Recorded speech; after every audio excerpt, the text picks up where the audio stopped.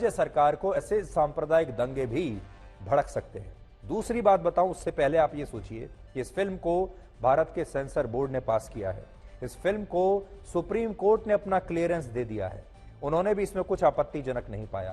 Kerala high court ने भी अपना ग्रीन सिग्नल दे दिया, लेकिन ममता बनर्जी को फिर भी इस फिल्म पर आपत्ति है। दूसरा, उन्होंने इस फिल्म की कहानी को मनगढ़ंत कहानी बताया है और कहा है कि जैसे द कश्मीर फाइल्स के जरिए मुसलमानों के खिलाफ दुष्प्रचार किया गया था, ठीक उसी तरह से यह फिल्म भी एक खास धर्म के खिलाफ नफरत से भरी हुई है। और ममता बनर्जी ने यह भी कहा कि अब कुछ लोग बंगाल फाइल्स जैसी फिल्म बनाने की योजना भी बना रहे हैं।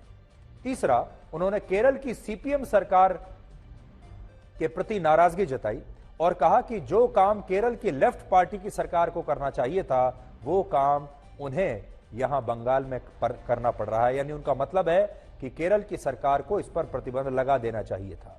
और एक और बात उन्होंने कही कि इस तरह की तमाम फिल्मों के पीछे बीजेपी के लोग शामिल हैं।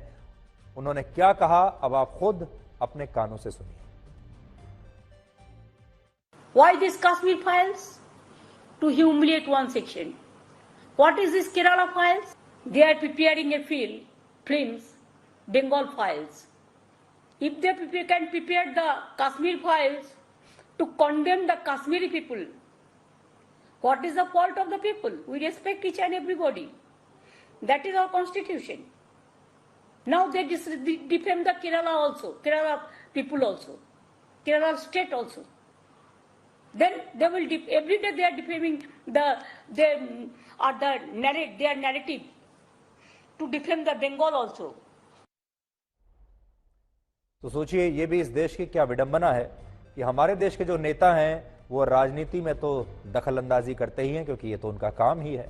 इसके बाद खेलों में भी राजनीति होने लगी, खेलों में भी नेता आ गए, और अब फिल्मों में भी यानी सिनेमा में भी नेता फैसला करने लगे हैं कि जनता क्या देखेगी और क्या नहीं देखेगी। एक और बड़ी बात यह है कि इसी भारत देश में जिसका झंडा, जिसका राष्ट्रीय ध्वज ममता बनर्जी ने अपने पीछे लगाया हुआ था जब वो ये बयान दे रही थी, उसी भारत देश में कुछ राज्य सरकारें ऐसी हैं जिन्होंने इस फिल्म को टैक्स फ्री कर दिया है, जो कह रही हैं कि फिल्म को देखिए, और कुछ सरकारें ऐसी हैं जो इस फिल्म को रोकने में लगी हुई है। और एक ही भारत है, एक ही देश है, एक ही राष्ट्रीय ध्वज है।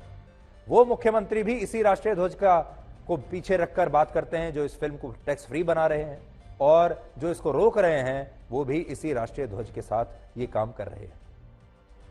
इस फिल्म के खिलाफ केरल हाई कोर्ट से लेकर सुप्रीम कोर्ट में कई याचिकाएं दायर की गई थी, लेकिन अदालतों ने इन याचिकाओं को सही नहीं माना और इस फिल्म पर प्रतिबंध लगाने से इनकार कर दिया। लेकिन ममता बनर्जी ने शायद इस फिल्म में मुस्लिम तुष्टीकरण की खुशबू सूंघ ली थी और इसलिए वो इस फिल्म पर बैन लगाने वाली पहली मुख्यमंत्री बन गई हैं, और ये उन्हें आगे चलकर चुनावों में काम आएगा। क्यों काम आएगा? क्यों अकेले पश्चिम बंगाल में ही ममता बनर्जी को ही इस फिल्म से समस्या है, उसका कारण आपको बताते हैं। पश्चिम बंगाल की 9 करोड़ की आबादी में लगभग 2.5 करोड़ यानी 27% आबादी मुसलमानों की है, और शायद इसीलिए ममता बनर्जी ने मुस्लिम तुष्टीकरण की वजह से इस फिल्म पर प्रतिबंध लगाने का फैसला किया। उन्हें लगा होगा कि इस फिल्म पर प्रतिबंध लगाएंगे तो देश के मुसलमान खुश हो जाएंगे, लेकिन इस फिल्म में इस्लाम या मुसलमानों के बारे में कुछ नहीं है, ये तो आतंकवादियों के बारे में है, ये तो ISIS के बारे में है। तो फिर इतना इमोशनल होने की क्या आवश्यकता है? इसके अलावा द केरल स्टोरी फिल्म में जिस लव जिहाद को दिखाया गया है उसके कई मामले पश्चिम बंगाल में भी दर्ज हो चुके हैं। यह अलग बात है कि ममता बनर्जी लगातार इनकार करती हैं, और इन मामलों में धर्म परिवर्तन के एक मामले की जांच तो CBI ने इसी साल मार्च के महीने में शुरू की है, और शायद यही वजह है कि ममता बनर्जी ने अपने राज्य में इस फिल्म पर बैन लगा दिया है। आज के जमाने में ये बैन इस कारण से लगाना उचित नहीं होगा।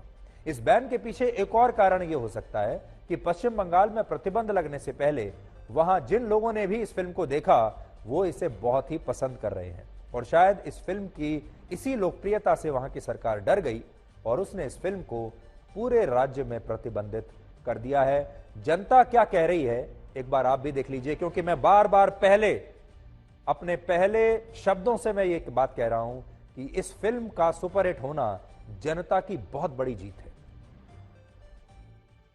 इस फिल्म में मुझे जो बेसिकली एक मैसेज मिला, जो हमारे आसपास में बहुत कुछ ऐसा हो रहा है जो हमें पता नहीं है। बहुत अच्छा मूवी बनाया गया है। हमारे सोसाइटी में जो पिछले कुछ सालों में जो कमियां थी उसको बहुत बेहतरीन तरीके से बाहर दिखाया गया है और ये ज़रूरी था समाज के सामने ये चीज़ लाना। नहीं, कंट्रोवर्शियल नहीं है एक्चुअली, मूवी बहुत अच्छा था, ठीक है, ऐसा बहुत अच्छा था। और सबसे बड़ा बात है, देखिए मेरे को देख के ऐसा जो लगा, ये तो सच है, ये पहले भी हम लोग सुने हैं और नेट में इंटरनेट में देखे भी है, ठीक है। जो इधर पर जो दिखाया है वो रियलिटी दिखाया है और ऐसा अभी भी हो रहा है। गवर्नमेंट को स्टेप लेना चाहिए क्योंकि ये जो घटना घटा है ये कोई एक्चुअली नॉर्मल स्टोरी नहीं है, बेस्ड ऑन ट्रू स्टोरी है।